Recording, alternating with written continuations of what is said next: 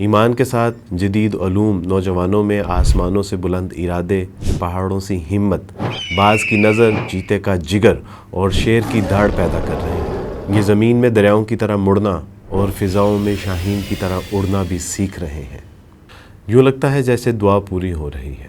عام خیال یہ ہے کہ کالج اور یونیورسٹیوں سے دین تقریباً رخصت ہی ہو چکا ہے، مگر یہ بات مکمل طور پر درست نہیں ہے۔ پچھلے دنوں دی یونیورسٹی آف لاہور کے ایک سیمینار میں شرکت کرنے کا موقع ملا، جو کہ میرے لیے ایک سعادت کی بات تھی۔ میری آمد پر نہایت پرتپاک انداز میں استقبال کیا گیا۔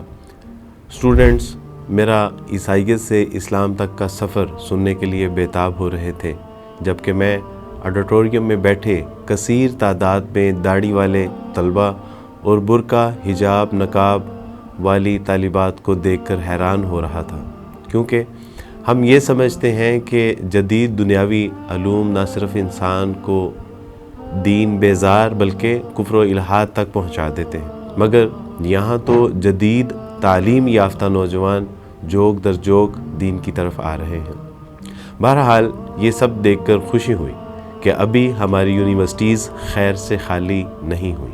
اب بھی کچھ نوجوان باقی ہیں جو بھٹک جانے والوں کے لیے شمع توحید ہاتھ میں لیے نشان منزل کا پتہ بتا رہے ہیں۔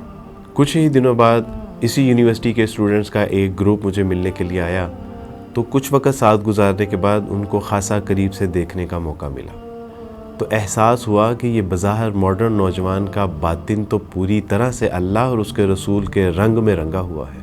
یہ محض دنیاوی علوم و فنون، دنیاوی کامیابی کے پیچھے ہی نہیں بھاگ رہے، بلکہ دین سیکھنے کی بھی شدید طلب، سمجھنے کی تڑپ اور قلب و جگر میں اصلاح امت کا درد لیے پھر رہے ہیں، جو ان کو راتوں میں سونے نہیں دیتا۔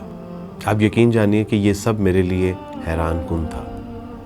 ان کے جانے کے بعد میں کافی دیر تک سوچتا رہا کہ میڈیکل سائنس اینڈ ٹیکنالوجی پڑھنے والے جب دین کو سیکھ کر اس کی دعوت و تبلیغ کا کام کریں گے تو یہ باطل کو ہلا کے رکھ دیں گے، کیونکہ یہ ان کی زبان، ان کا انداز اور عصر حاضر کے تمام تقاضوں سے بخوبی آشنا ہے۔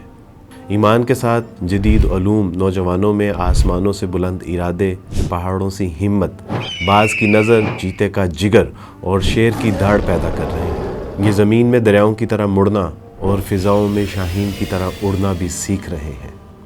یوں لگتا ہے جیسے دعا پوری ہو رہی ہے، جو اقبال نے تقریباً 100 سال پہلے ہی اپنے شاہینوں کے لیے ان الفاظ میں کی تھی۔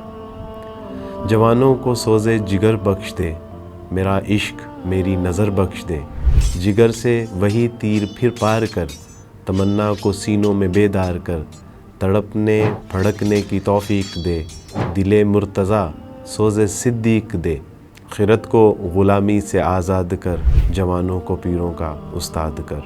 علم جدید اور دعوت و تبلیغ کے میدان میں اب یہ وہ کچھ کرنے جا رہے ہیں جو اب شاید میں اور آپ بھی نہ کر سکیں۔